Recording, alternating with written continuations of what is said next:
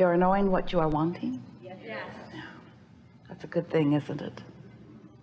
To have clear desire. Nothing better than that.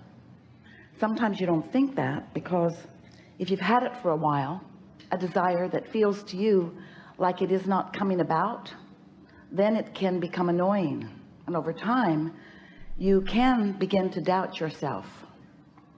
But before we are finished in this day, we want you to have a clear sense that anything that you desire can come to full fruition. In fact, it's just really off if it doesn't. Another thing that we would like you to realize is not only can what you desire come about, but it is already coming about. In fact, may be hard for you to hear, but by the time that idea occurs to you in a really powerful way, where you are ready to state, I want this, the majority of it has come about. In other words, all of the sifting and sorting has happened, all the directing of your focus has happened, and it is a vibrational reality. We know you don't like to hear that so much, but it is a vibrational reality that is in the process of becoming, and the last piece that is required for it to be fully realized by you, where you can see it and hear it and smell it and taste it and touch it, that last little piece is so close to having happened that if you could just relax just a little bit and accept that it is done, but that now you're in the process of achieving a vibrational alignment with it. Do you sort of get what we mean by that? You see, when you're accustomed to not seeing it in manifested form, if you want something and you don't have it yet, a lover or a new vehicle or a house that pleases you more or an occupation or a way of gathering money, if there is something that you desire and you can't see it yet in your experience, your conclusion, and we get why you think that, your conclusion is that it is not there, it's absent, it's missing, because you can't see it. And the problem with counting on what you can see, we know this sounds crazy. We're saying to you, just because you can't see it doesn't mean it's not there. That's crazy talk, isn't it? No, it's not crazy talk, it's vibrational talk. But in order for it to come into the full visible fruition, you have to see it before it comes about. And that's what is difficult for you, dear heart humans, is that you're so accustomed to translating vibration through your physical senses that if it hasn't been allowed by you to mature enough for you to see it, then you call it not there. So if you can't see it, if you can't know it, if others can't see it, then your logic tells you it's not there, it's missing, it's absent, it's lost, it's not there. But the problem with that, what we want to call too soon of evaluation, is that when you believe that it's missing, you hold a vibrational frequency that doesn't let it change from missing to there. In order for any of this to make any sense or to even be a little bit satisfying, you have to be willing to look at this world in a vibrational way. You have to accept that you are vibration, that everything is vibration. And that's not an easy thing to do, because seeing it and hearing it and smelling it and tasting it and touching it is a fuller version. In fact, we want to call your attention to that fuller version, because that's why you came into this time and space. You came because you are a creator who enjoys translating thoughts and vibrations to things and experiences. This leading edge is where that greatest sort of satisfaction from creative endeavor happens. That's why you're here. So we're not trying to talk you out of manifestations. We just want you to not need to see the manifestation before you believe that it is in process. Sort of like you don't need to see the kernel of corn that has been planted in the ground. You put it there, or someone did, and it is being nurtured, and you trust that its process is happening and that in time you're going to see it. But you don't go stomping on the ground. come out where I can see you. You don't dig up the seeds and eat them, not often. You are patient relative to things that you understand, and that's really the point that we're wanting to make with you. We want you to find some patience relative to these thoughts turning to things, because they are turning to things. You create your own reality, and you create your own reality through the thoughts you think. We want to talk today all day about how you are turning your thoughts to things, and we want to talk to you about anything that is important to you. We can help you clean up your vibration if you want. We can help you understand concepts and laws and principles if you want. We can give you some processes if you want. It's really all up to you. We're going to give you one analogy, and then off we go together.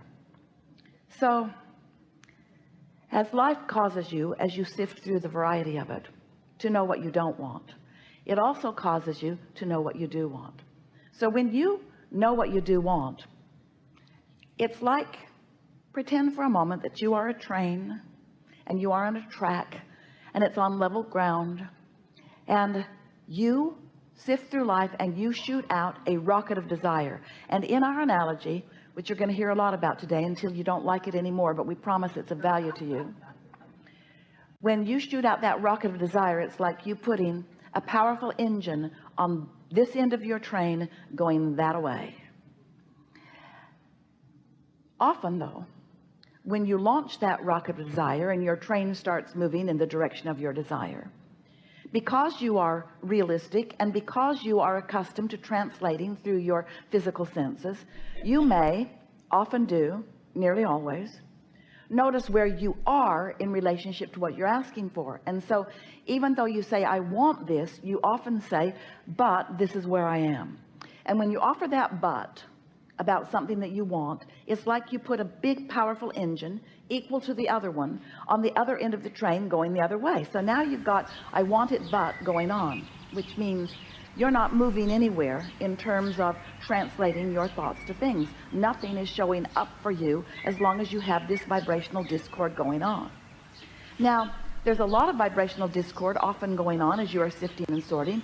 I want that but, I want that but, I want that but by the time you launch this rocket, you've got some good momentum going in the direction of your desire. And if you could, once you say I really want this, and the reason that I want it is, you would then put another engine and another engine and another engine. I want this, and I know I'm going to enjoy it, and I'm looking forward to the idea of it. The idea of it is pleasing to me. I know other people who are experiencing it. They seem happy enough. In other words, engine, engine, engine, engine, engine, all going in the direction of your desire. And if you could keep your vibration pure in that way, you would just get those engines stacked up until there is enough momentum going, and the engine stacking up is really undeterred thought. Momentum would ensue, and before anyone around you can believe it, you'll begin having manifestations about your desire. If that isn't the experience that you're having, there is only one reason. You're putting the engine of desire going in this direction, and then you're putting the engine of doubt going in this direction. And the reason that those engines of doubt, those thoughts of doubt, that momentum of doubt is easy for you to come by is one reason really, and one reason only. And as we get your attention about this, and as you play with it a little bit, everything is going to get better for you right away. You are accustomed to looking at what is, and when what is not showing you what you want, it's easy for you to notice what is. So when we use the word doubt, we really want you to understand what we mean. When you are looking at the absence of what you want, those are the beginning engines of doubt. In other words, when you look for it and you can't see it, you're offering a vibration about its absence, not about its presence. It really is that subtle. Now, the feeling of doubt doesn't overcome you until you've done quite a bit of that. In other words, you've got to hold yourself apart from what you want for a while before you really begin feeling strong doubt. But what we want to ask you to do, if you could, in the early stages of recognizing that you want something, if you would consciously and deliberately think in terms of what you want and why you want it, you will get more of the engines, more of the momentum going in the direction of what you want. And if we want you to understand this, if you get enough momentum going in the direction of what you want, an engine or two in opposition to it won't slow you down. Jerry and Esther had several big buses that they drove for several years, big powerful buses, diesel pushers they were called, 45 feet long. They towed big cars behind them, and one day as they hooked the tow car up, Esther didn't do one little step. She did not disengage the parking brake, but that powerful engine did not know it. They dragged that car down the highway like a sled. Didn't even know. It wasn't until they stopped and got out and smelled the hot brake fluid that they realized what had happened, because the powerful desire was not stopping the momentum. And the same is true with your desires. When your desire is strong enough, it doesn't matter what you believe. Now, of course, if you got your brakes on and your desire is dragging you, it's a harder ride than you really want, and you might need new brakes once you get to where you're going. But we want you to understand that if your desire is powerful enough, your hindering beliefs will not hold much weight in this process. So when you think about what you want and why you want it, you get momentum going. But when you say, how's it going to come? Doubt. Where's it going to come from? Doubt. When's it going to come? Who's going to bring it? When you ask those questions to which you don't have ready answers, then you introduce unnecessary resistance to the equation. So if you could stay really general about what you want and why you want it, if we can convince you that everything that you want, that the whole process of creating is an energetic endeavor, it's about energy, it's about vibration, it's not about action. And so that's the story, Morning Glory.